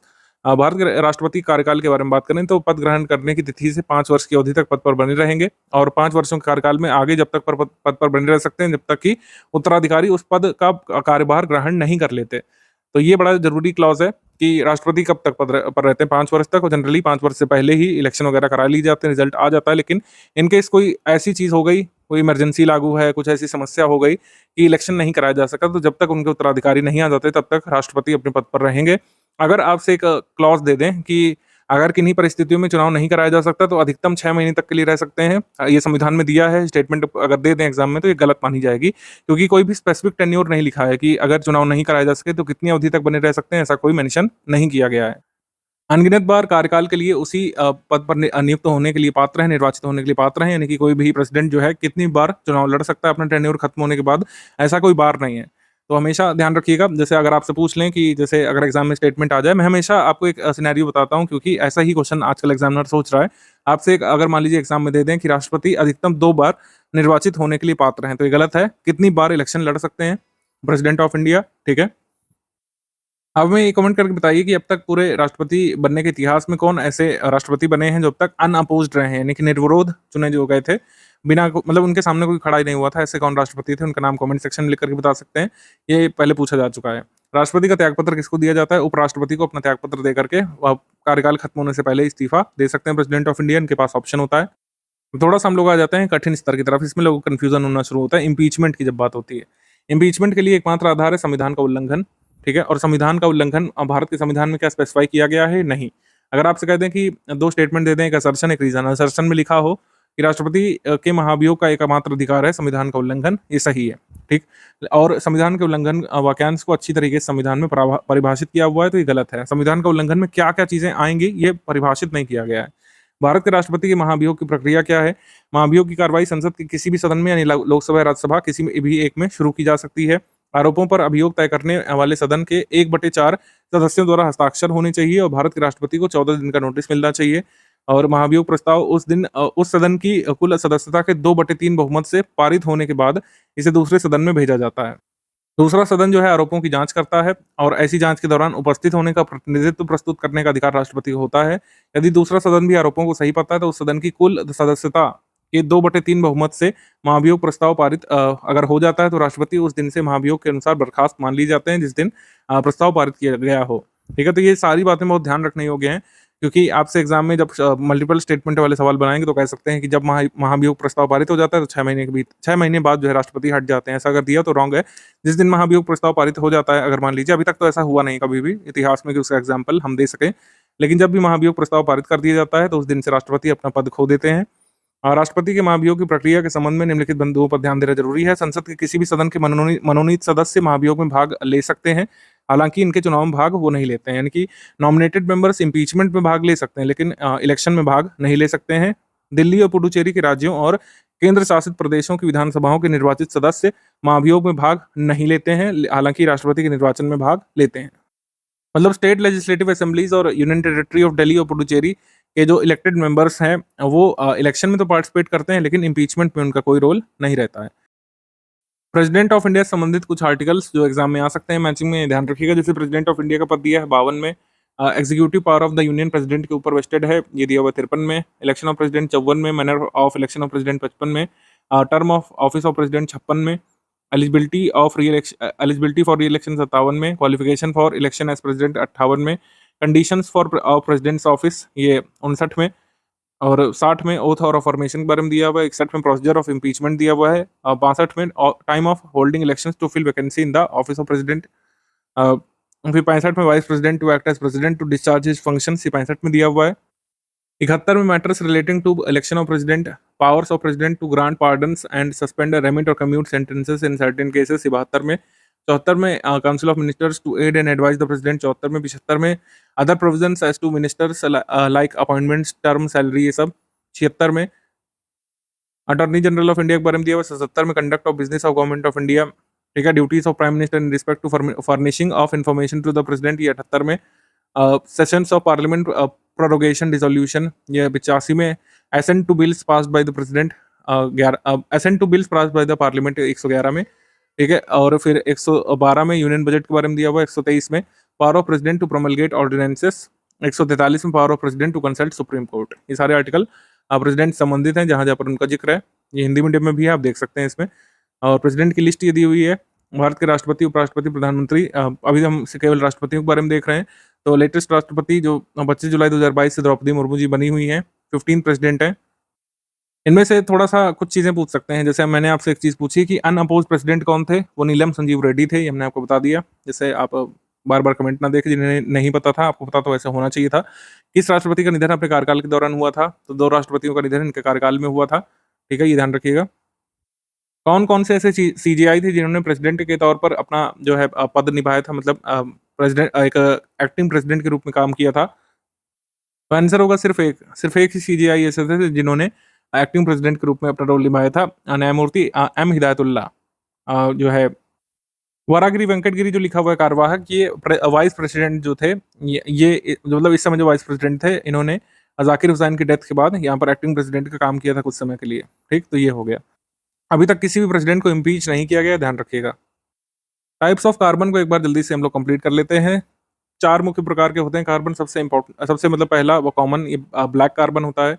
Black carbon, black carbon की उदाहरण ये है 2.5 माइक्रोन महीन कण पदार्थ का एक घटक होता है। इसमें शुद्ध कार्बन होता है जो जीवाश्म ईंधन यानी कोयला, जैव ईंधन और जो है बायोमास, लकड़ी, रबर आदि के अधूरे दहन से यानी अपूर्ण दहन से उत्पन्न होता है। ये कालिक के रूप में उत्सर्जित होता है और कालिक को सूट बोला जाता है। तो सूट किसका पार्ट होता है? सूट होता है ब्लैक कार्बन का part. Brown carbon black carbon में ज़्यादा कोई डिफरेंस नहीं, ध्यान रखिएगा। केवल इसका डिफरेंस है कि कितना रेडिएशन ये जो है एब्जॉर्ब कर पाते हैं। ब्लैक कार्बन जो है ये ज़्यादा रेडिएशन को एब्जॉर्ब करता है, जबकि ब्राउन कार्बन जो है ये सौर अवशोषण पैटर्न और बादलों की प्रकृति को बदलने में सक्षम है, क्योंकि यूवी रेस को भी एब्जॉर्ब कर सकता है और ग्लोबल वार्मिंग को 15% ज़्यादा बढ़ाता है ब्लैक कार्बन की तुलना में। ये कार्बनिक पदार्थों के दहन से निकलने वाला भूरा धुआं होता है। मेजर जो इसके सोर्सेस हैं वो पूछ सकते हैं, तो फॉसिल फ्यूल से तो निकलता ही है, फॉसिल फ्यूल से ब्लैक कार्बन के साथ निकलता है, और बायोमास बर्निंग इसका मेजर सोर्स है।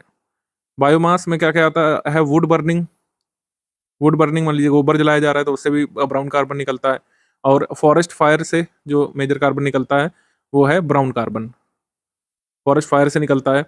और वायुमंडल में छोड़े जाने वाले ब्लैक कार्बन के साथ मौजूद रहता है। ये महत्वपूर्ण ग्लोबल वार्मिंग कारकों में से एक है, क्योंकि वायुमंडल के तापमान पैटर्न को बदल सकता है। क्यों बदल सकता है? हमने आपको रीजन बताया, क्योंकि ये यूवी लाइट को भी एब्जॉर्ब कर लेता है और सौर अवशोषण पैटर्न बादलों की प्रकृति को भी बदल सकता है। ग्रीन कार्बन किसको कहते हैं? प्रकाश संश्लेषण से स्थलीय पौधों के बायोमास में कैप्चर किया जाता है। इसको कहते हैं हम लोग ग्रीन कार्बन। मतलब जो हरे पौधे फोटोसिंथेसिस से जो बायोमास क्रिएट करते हैं उसमें जो कार्बन कैप्चर किया जाता है उसको हम लोग ग्रीन कार्बन बोलते हैं। प्राकृतिक पारिस्थितिकी तंत्र के पौधों और मृदा में संग्रहित किया जाता है। ये होता है आपका ग्रीन कार्बन। ये वैश्विक कार्बन चक्र का एक महत्वपूर्ण भाग होता है। जब हमने कल कार्बन साइकिल डिस्कस करी थी, तो जो पौधे जो कार्बन कैप्चर करते हैं, जो स्टोर करते हैं, वो ग्रीन कार्बन होता है। ब्लू कार्बन क्या होता है? विश्व के महासागरों और तटीय पारिस्थितिकी तंत्रों द्वारा ग्रहण किया जाने वाला कार्बन ब्लू कार्बन कहलाता है। ठीक है। ये कार्बन महासागरों में रहने वाले जीवों द्वारा ग्रहण किया जाता है और जलीय बायोमास के रूप में संग्रहित किया जाता है। एक्वेटिक बायोमास के रूप में स्टोर कर लिया जाता है ओशियन के नीचे। समुद्री घास यानी सीवीड वगैरह, मैंग्रोव और दलदली वनस्पति तटीय ब्लू कार्बन पारिस्थितिकी तंत्र के प्रकार होते हैं। मैंग्रोव ये किसका एग्जाम्पल है? ब्लू कार्बन इकोसिस्टम का।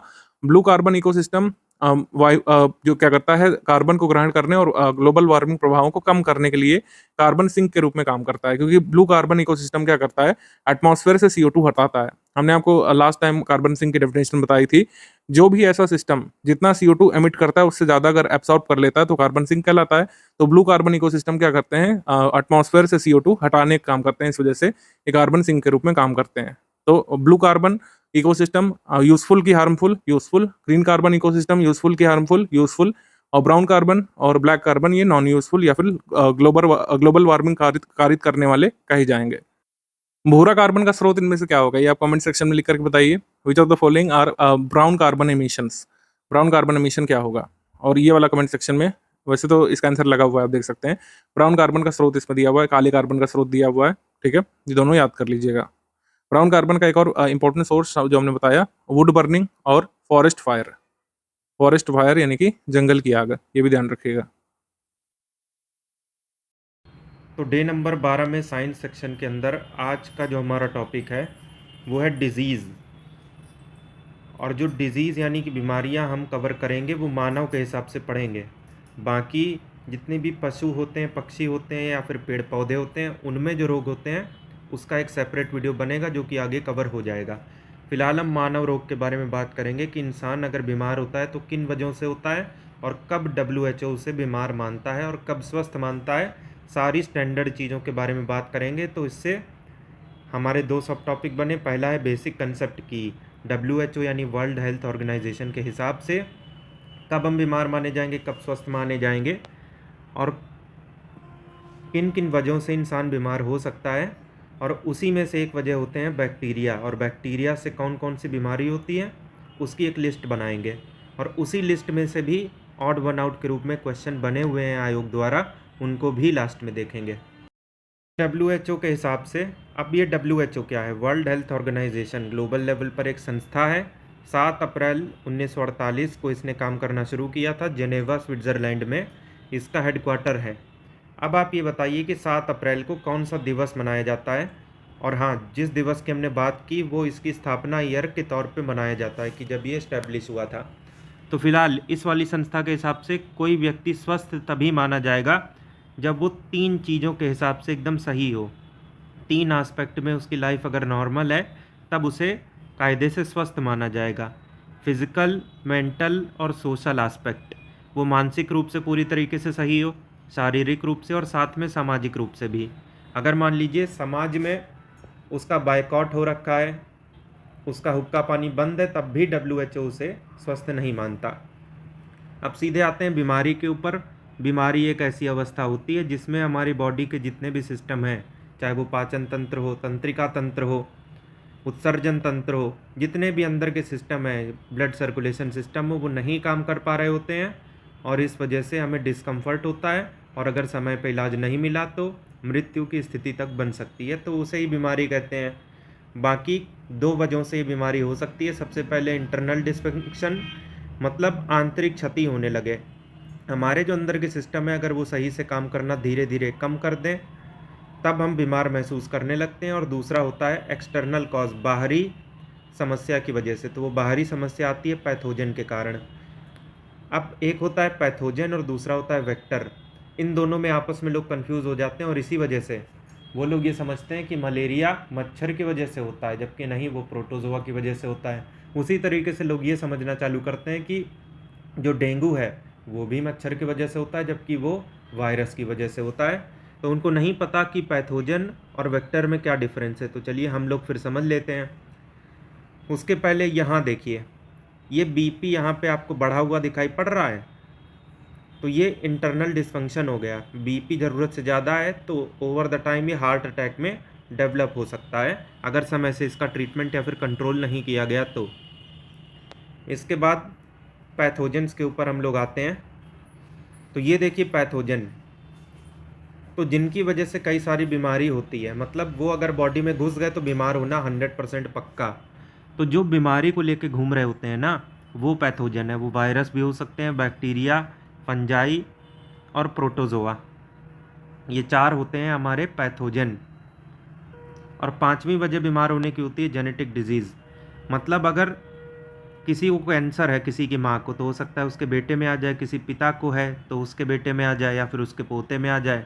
कई बार ऐसा भी होता है कि माता जी को कैंसर था, पिताजी स्वस्थ हैं, तो वो सीधे बेटे में हो गया। अब ये जो बेटा है इसकी संतानों के ऊपर खतरा है। तो ऐसी सारी चीज़ें जेनेटिक डिजीज़ में आती हैं। उसकी एक अलग लिस्ट बनेगी तो एक अलग वीडियो भी बनेगा। फिलहाल हमने क्या समझा, पैथोजन क्या होते हैं? जो बीमारी को लेकर घूम रहे होते हैं और अगर ये शरीर के अंदर गए तो बीमारी पक्की। बैक्टीरिया, वायरस, फंजाई, प्रोटोजोआ, इन सब में आते हैं। उसके बाद बात करेंगे वेक्टर के बारे में। तो जिस तरीके से पैथोजन बीमारी को लेकर घूम रहे होते हैं, उसी तरीके से वेक्टर पैथोजन को लेकर घूम रहे होते हैं। तो जितने भी ये वायरस, बैक्टीरिया, फंजाई, प्रोटोजोआ हैं, इनके कोई हाथ पैर तो होते नहीं हैं। ये ट्रांसफ़र कैसे होंगे? इनको ट्रांसफ़र करना पड़ेगा वेक्टर के द्वारा, जो इन्हें लेके घूमेगा। तो जब हम लिस्ट बनाएंगे ना, तब हम आराम से देख लेंगे कि कौन कौन ऐसे हैं जो लेके घूमते हैं किस किस पैथोजन को। फिलहाल हमने क्या समझा, वेक्टर जो पैथोजन को लेके घूमते हैं और पैथोजन कौन, जो बीमारी को लेके घूमते हैं। और अगर ये वेक्टर पैथोजन को लेके घूम रहे हैं तो एक जगह से दूसरी जगह तक वो जाएंगे, और अगर पैथोजन एक जगह से दूसरी जगह गए तो बीमारी फैलाएंगे। अब जितने भी मच्छर हैं, मक्खी हैं, वो ज़्यादातर करके वेक्टर्स होते हैं, रोगवाहक, क्योंकि यही कई सारे बैक्टीरिया, वायरस को लेके घूम रहे होते हैं। तो पैथोजन की वजह से जो नॉर्मल कर बीमारियां होती हैं, फिलहाल वो किस वजह से होती हैं इस पे मत जाइएगा। एग्जाम्पल आप समझ लीजिए, कान दर्द होना, निमोनिया होना, फूड पॉइजनिंग, सर्दी जुकाम, इवन एड्स, नज़ला, मलेरिया, एथलीट फुट और रिंगवॉर्म, ये सभी पैथोजन के एग्जाम्पल हैं। अब इसमें क्लासिफिकेशन अभी मत करिएगा, कंफ्यूज हो जाएंगे, वरना क्लासिफिकेशन हम आपके लिए करेंगे। तो पैथोजन में आते तो सभी हैं, बैक्टीरिया, वायरस, प्रोटोजोआ, फंजाई। इनकी वजह से क्या क्या हमें बीमारी होती है उसका एक ब्रीफ ओवरव्यू हमने अभी आपको दिया। अब चलिए एक बार के लिए वापस आते हैं कि रोग किन वजहों से होते हैं। एक तो आंतरिक क्षति होने लगे और दूसरा बाहरी चीज़ों की वजह से। तो बाहरी चीज़ों में कौन कौन आ गए? पैथोजन आ गए, वायरस हो सकते हैं, वो बैक्टीरिया हो सकते हैं, फंजाई हो सकते हैं, या फिर प्रोटोजोआ हो सकते हैं। इनके अलावा एक पांचवी चीज़ होती है जेनेटिक डिजीज़, जो अभी हमने आपको बताया कि एक जनरेशन से दूसरी जनरेशन ये पास ऑन होती है किस तरीके से। तो यहाँ हम फैक्ट पे ज़्यादा से ज़्यादा फोकस करेंगे, लेकिन उससे पहले कंसेप्ट इसलिए क्लियर कर रहे हैं क्योंकि हमें अनावश्यक रेक्टिफिकेशन नहीं करना, नहीं तो फिर भूल जाएंगे। ऐसे में हमें चीज़ें ज़्यादा लंबे टाइम तक याद रहेंगी। अब देखिए, बीमारी 3 टाइप की होती हैं, मतलब बीमारी नहीं, उनके फैलने का तरीका जो है। एक एंडेमिक, दूसरा एपिडेमिक, तीसरा पेंडेमिक। सबसे पहले सिंपल समझते हैं एंडेमिक क्या होता है। तो जैसा कि आप ये फिगर में देख सकते हैं, इस पर्टिकुलर रीजन में सारे लोग बीमार पड़ने लगे, बाकी का जो रीजन है ये सेफ़ है। तो ऐसी बीमारी जो किसी पर्टिकुलर रीजन में, वो एक मोहल्ला हो सकता है, वो शहर हो सकता है, कई सारे मोहल्लों का ग्रुप हो सकता है, एक प्रदेश या फिर इवन एक देश तक हो सकता है, लेकिन उससे बाहर चीज़ें नहीं जाएंगी, तो वो बीमारी क्या है? एपिडेमिक है। छोटा सा जोग्राफिकल एरिया इसमें कवर होता है। फॉर एग्जांपल, जो इबोला वायरस अभी 2-3 साल पहले साउथ अफ्रीका के आसपास आया था ना, तो वो इससे आगे तो गया नहीं, तो इसी वजह से वो क्या हुई? एपिडेमिक हो गई। उसके बाद आते हैं एंडेमिक के ऊपर।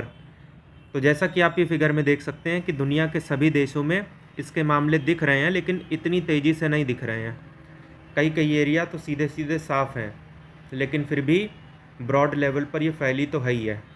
एग्जाम्पल से समझते हैं, जो नॉर्मल सर्दी जुकाम होता है वो इंडिया में बैठे आदमी को भी होता है, श्रीलंका, अमेरिका, ऑस्ट्रेलिया, हर कोई इससे पीड़ित हो सकता है। लेकिन ऐसा नहीं है कि ये हाहाकार मचा देगी बीमारी।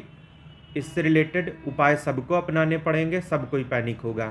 तो बस आक्रामकता और पैनिकनेस की वजह से ये पैंडेमिक से अलग हो जाती है, बाकी तरीका तो सेम है। पैंडेमिक में भी हम यही इस फिगर में देख रहे हैं कि दुनिया का हर कोना इससे प्रभावित है, लेकिन जो पैंडेमिक यानी कि महामारी होगी, उसमें पैनिक बटन दबेगा तो सब जगह दबेगा, सब कोई परेशान होगा, सबको उपाय अपनाने पड़ेंगे। फॉर एग्जांपल, जैसे कोविड-19 या फिर कोरोना के टाइम पे हुआ था, दुनिया के हर कोने में ये महामारी गई थी, सबको वैक्सीन लगानी पड़ी, एंड बिफोर दैट सबका प्रॉपर ट्रीटमेंट कराना पड़ा, सबको ऑक्सीजन देनी पड़ी, और ज़्यादातर सबने बिल्कुल एक जैसे उपाय बनाया, आइसोलेशन वगैरह में सब रहे और जाने बराबर हर कोने में गई। तो आई होप आपको ये 3 चीज़ें क्लियर हो गई होंगी, पैंडेमिक, एपिडेमिक, एंडेमिक। अब आखिरी टॉपिक पे आते हैं आज के दिन के, जो कि है कि कौन कौन सी ऐसी बीमारी हैं जो कि जीवाणु यानी बैक्टीरिया की वजह से होती हैं। सबसे पहले टाइफाइड, आंत्र ज्वर बोलते हैं इसको। यहाँ पर सिर्फ हम बताने जा रहे हैं लिस्टिंग कि कौन कौन सी बैक्टीरिया वाली बीमारी हैं, बाकी एक एक को डिटेल में अगले वीडियो में हम लाएंगे आपके लिए, टेंशन मत लीजिए, क्योंकि वहाँ से भी क्वेश्चन बनते हैं। तो आंत्र ज्वर, टाइफाइड, उसके बाद टीबी, तपेदिक, प्लेग, जो कि चूहों का रोल होता है जिसको फैलने में, हालांकि सिर्फ चूहे रिस्पॉन्सिबल नहीं होते, आगे बताएंगे। तो 3 याद किया आपने, टाइफाइड, ट्यूबरकुलोसिस, प्लेग, कॉलेरा जो कि हैजा होता है, तो ये सब बैक्टीरिया। इवन जो टिटनेस, लोहा लग जाए तो लोग बोलते नहीं टिटनेस हो जाएगा, नहीं इंजेक्शन लगवाओ जाके, तो वो भी बैक्टीरिया के कारण। उसके बाद है लेप्रोसी, कुष्ठ रोग, जो लोग पहले साफ नहीं देते थे गुस्से में कि कोढ़ ही हो जाओ, तो वो कोढ़ भी बैक्टीरिया के कारण। उसके बाद एसटीडी यानी सब्सक्राइबर ट्रंक डायलिंग, अरे नहीं, यानी कि सेक्सुअली ट्रांसमिटेड डिजीज़। तो जो लोग बोलते हैं ना कि देह व्यापार में नहीं पड़ना चाहिए, नहीं तो एसटीडी हो जाएगा, तो वो जो एसटीडी है ये भी बैक्टीरिया के कारण है। इसका एग्जांपल है सिफिलिस। तो आइए आगे बढ़ते हैं, निमोनिया के ऊपर बात करते हैं। ये भी बैक्टीरिया की वजह से, हालांकि कोविड के बाद से एक टर्म पॉपुलर हुआ था वायरल निमोनिया, उसके बारे में नहीं बात करेंगे डिटेल में। तो निमोनिया आप समझिए वो बैक्टीरिया की वजह से ही होता है। इसके बाद है काली खांसी, जिसके दो नाम है, वूपिंग कफ और पर्टुसिस। दोनों को ही काली खांसी कहते हैं। कभी इस नाम से क्वेश्चन बनता है, कभी इस नाम से। तो ये सारी चीज़ें आपको पता होनी चाहिए। तो इसको बार बार रिवाइज करिए ताकि आप छांटने में सक्षम हो पाएँ कि कौन सी बैक्टीरिया की वजह से होती है, कौन सी नहीं। तो नोट्स बनाना बिल्कुल भी रिकमेंडेड नहीं है, हालांकि आप चाहें तो बना सकते हैं। वीडियो को 1 से 2 बार सुन लिया तो बस क्लियर हो जाएगा, क्योंकि इसके बाद हम सीधे आएंगे MCQ सॉल्व करने। तो बताइए इनमें से कौन सी वायरल नहीं है। तो आप सोच रहे होंगे कि टॉपिक कवर हुआ है अभी बैक्टीरियल, ये वायरल का क्वेश्चन क्यों ले आए। क्योंकि सब कुछ जानना ज़रूरी नहीं होता एग्ज़ाम के लिए, क्वेश्चन अटैम्प्ट करने की स्किल होनी चाहिए। अब देखिए ये TB, ये सीधे सीधे बैक्टीरिया से होता है ना, हमें दिख गया, तो बस यही वायरल नहीं है, ऑप्शन डी। अब ये आप बताएंगे क्योंकि पिछले वीडियो का है, 3 चैम्बर्ड हार्ट किस में पाया जाता है। साथ में ये भी बताइए कि मछली में कितने चैम्बर के हार्ट होते हैं। और अगर नहीं बता पाए तो मछली को गाली दे के आगे बढ़ जाइएगा। मछली जल की रानी है, वो मछली डैश है। सेम क्वेश्चन हिंदी में देखिए, बताइए त्रिकोष्ठीय हृदय किस में पाया जाता है। ये भी आप बताइए कौन सी सदिश राशि है, वेक्टर पहचानना है इन सब में। ये सेम क्वेश्चन आप इंग्लिश में भी देख लीजिए। इसके बाद ये भी आप बताइए बायोडिग्रेडेबल इसमें से कौन सा है। 1210 में आंसर करिए। 1191 का आंसर बताइए। स्ट्रेस की यूनिट क्या है, इसका हिंट हम आपको हालांकि दे देंगे।